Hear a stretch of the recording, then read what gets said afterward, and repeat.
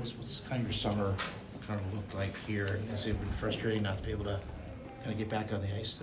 Yeah, I went home to Canada for a few months, saw some family. I got to see my son.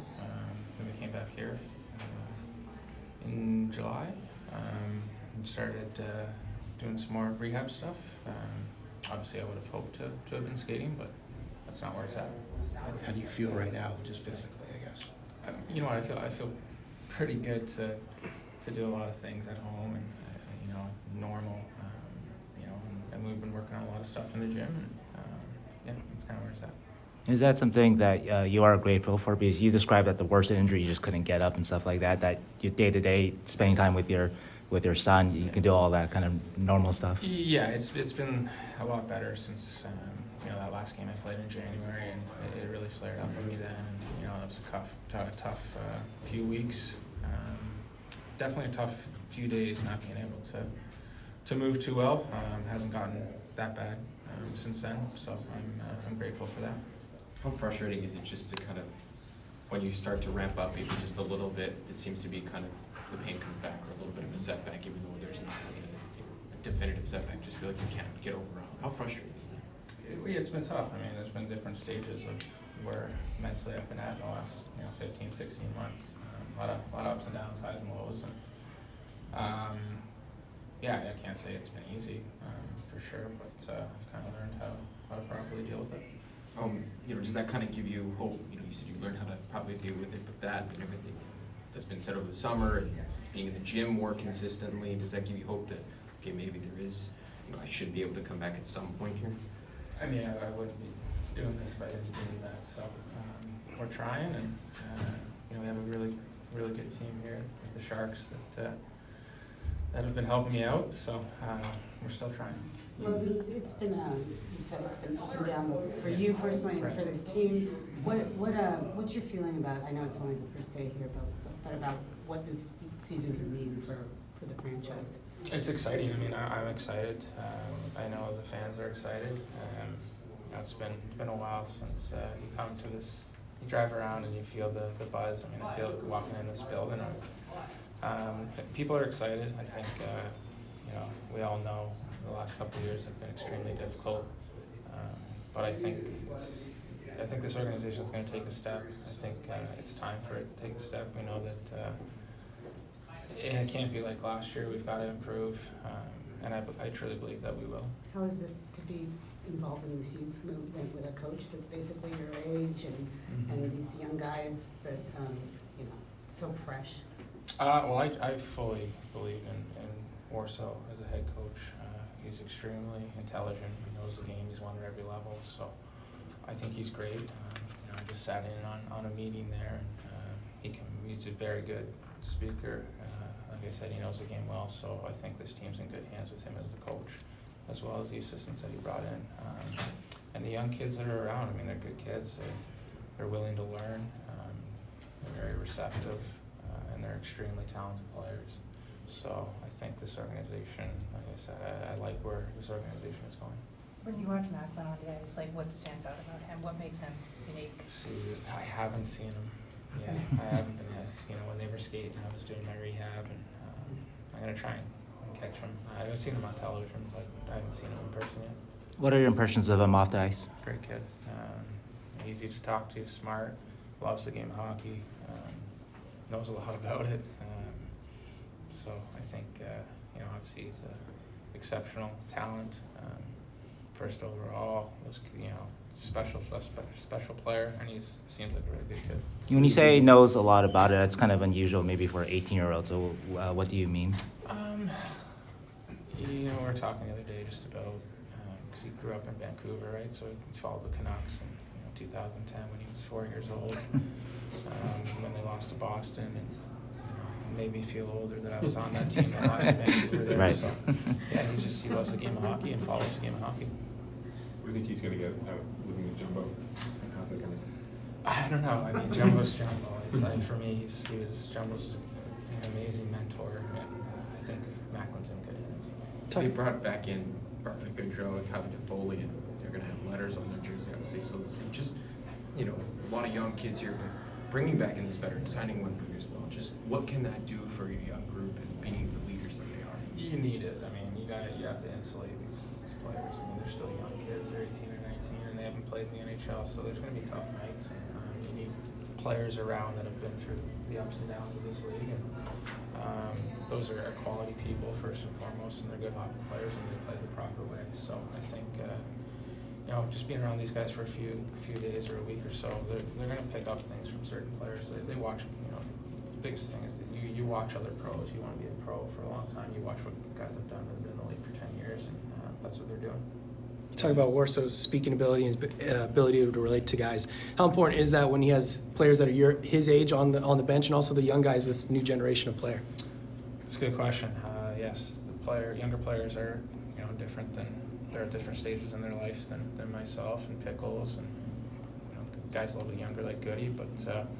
Worse is coached in the American League, he's coached in the East Coast League, so he's dealt with some younger players throughout his coaching career, and like you said, he can relate to everyone on our team. Yesterday, you told Dan Rusnowski that they've been trying kind of various methods to attack your rehab, your recovery. Can you take us into any of that, just the various things that have been going on? No, it's just off-ice rehab stuff that we've been trying. Yeah, I'll just leave it at that. The stuff that got you on the ice in January, though, that's not, I guess, presumed not working, I guess. We're trying a lot of different exercises up in the gym. So. And I had to ask you too. We always ask you, surgery, like where is that as an option? No. Why is that not an option? I don't understand the injury and the relation to that. Yeah, I'm just not going to answer that. You mentioned in exits, you've talked with a lot of players around the league, how you continue to use them as a resource and how helpful have they been in just trying to find what rehab can work best for them? Yeah, I haven't reached out to those guys recently, but I did see that Connor Murphy was able to play last year a little bit. I didn't ask him how it went. I mean, I know he was open about the injury, but other players have had it, so I'm not the only one in the world that's dealt with this. So it is nice to have resources and guys that I can call and text if I have any questions. Logan, what do the next couple of weeks look like for you? I mean, just as far as day by day, Yeah. to wake up and come in here, and that's how it is right now. is there any, a goal in mind as far as when you'd like to sort of just get back on the ice or just something? No, we're not even at that point, really. I mean, I haven't skated since January 31st, whatever it was, the game in Anaheim. So, there's no immediate plan to get onto the ice if that's what you're asking. How tough is that? Well, it's tough. I mean, I've played hockey for 30 plus years, and when it just ends abruptly, it's difficult, especially when you don't really have a choice. The body just breaks down. But that's the way professional sports or sports in general normally work. Not always injuries, sometimes other reasons. But yeah, that's the situation I'm in. You've been candid in the past about how, you don't know when it's going to happen, when you're going to be able to get back, and whether or not this is it. You still kind of have those thoughts that you might not be able to play another game? Or? Yeah, honestly, day by day is how I'm taking it. Like I said, there's been different ups and downs mentally, physically throughout this entire thing. I've had tough days, I've had good days. So that's really not in my mind. It's come to the rink, try and get through as much rehab stuff as I can, see how I feel, go home, see my family. So, You're still seeing this therapist and no, we're working with everyone here. How do you feel about just the training staff here in general? It's nice to get Mike Tenza back, awesome. I'm sure. It's awesome. That's tough to see Ray too Sure. leave. Yeah. Just a lot bittersweet in that respect. Yeah. Razor was great for me for 15 years, and unfortunately I've had quite a few injuries over my career, and he always helped me get back to playing as safely and quickly as possible. So I owe him a lot. And Potty's awesome. He's been great. Feels like he never left, even though he spent the last 2 years with the Warriors there. But it's great to see him every day and spend time and just pick his brain. What would you consider to be, I guess, the next big step in your recovery? Would it be hitting the ice? Would it just be having a couple weeks of feeling great, or testing of some sort?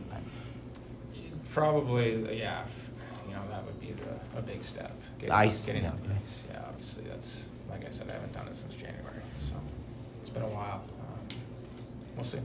Is there a way you think you can help Macklin or Will Smith Sure. just adjust to life in the NHL, and how do you maybe plan to, so just talk with them? I'm gonna be around as much as I possibly can. You know, obviously I'll have rehab and they'll be doing their own things, but try to talk to them. You know, and obviously not be all over them every day, but just be there in case they need a voice. They've got a lot of people around, so some really good people, Jumbo, Patty, Ryan Clough, Jersey, coaching staff. So there's a lot of resources for them, but you know, I'll just be an extra one being around.